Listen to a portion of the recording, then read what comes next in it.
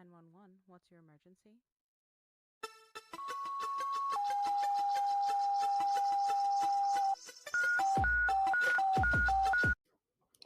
The following content is graphic, emotional, and includes dark humor that may not be suitable for all listeners. Discretion is advised. These stories are based on real-life EMS, military, and healthcare experiences. Calls are real, providers are real, names and details have been changed to protect privacy. They may be disturbing to some and are definitely inappropriate for HR department. Any medical or mental health discussion is personal experience, not protocol.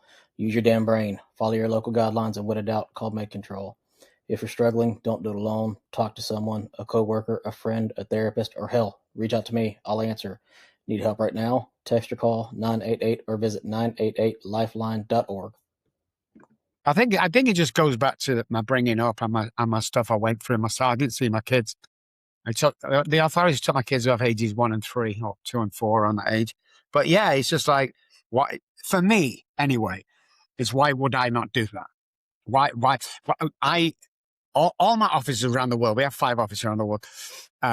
They get something like, I don't know what it is, something like $100, $200 a month that we keep in the safe.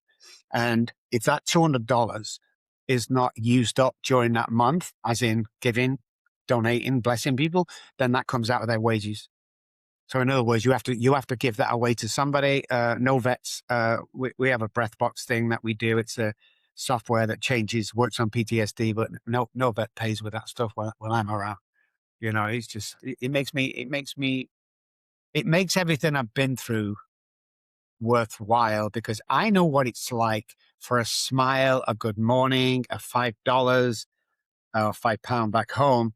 It changed my world right there and then. And why would I not do that? In fact, I was dating my wife.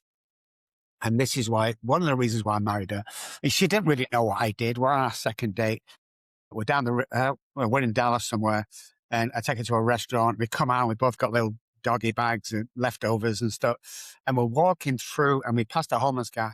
And he was an older guy, and he had all these bags around him. And he didn't say anything, but we walked past, and she stopped. And she turned around, she went back to him. Now, bearing in mind, she doesn't know what I do right now. She went back to him, and she said, "Would you like this food?" And his eyes lit up. And she took the food down, gave it to him, and I thought, wow, that's the girl I'm going to marry. And I told her that night on the second date, and within 9 months, we were married. It's like I surround myself with people that give. I surround myself, whether it's money or time or whatever, these podcasts, whatever it is, I surround myself with them people. And if you're so inclined not to do that, then I got no time for you. Right there. So I mean, people go, "Oh, you shouldn't do that." I don't give a shit what you think about me, and I don't give a shit what your opinions are. This is the way that I give back. God's blessed me with earning, a great living. So 25% of whatever we earn goes back as well. That's business. So we do that with our own money, first of all.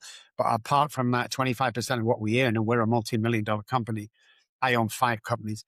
It goes back into, helping the people. It goes direct to them. We don't do charities. We'll take somebody off the street. We'll put them in an apartment for 12 months. We'll pay for the visit to courts so he can see his children once a week. That's the kind of stuff. We'll buy him a cheap car so he can run around. We'll look for a job for him. It's stuff like that we do. And the rest of the shit pays the bills, Chris. That's the way we look at it, That's Keeps fucking awesome. bills. That is awesome. I would love to work for someone like you. I know everybody says that. It's like most of the people I've treated now working for me.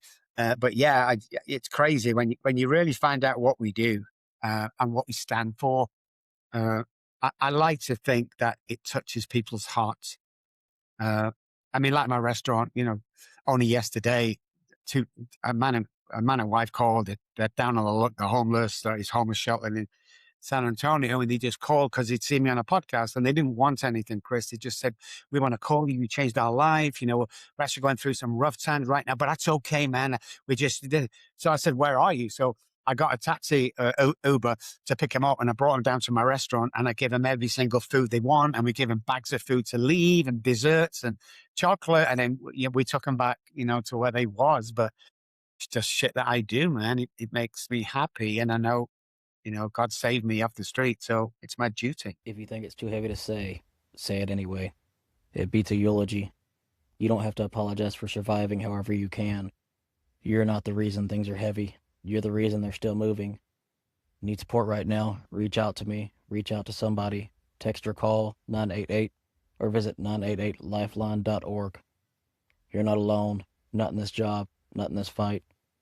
Want to share your story or connect? Visit critical-run.com or message the Facebook page, Dispatched and Dysfunctional. We're building this for you, for them, for all of us.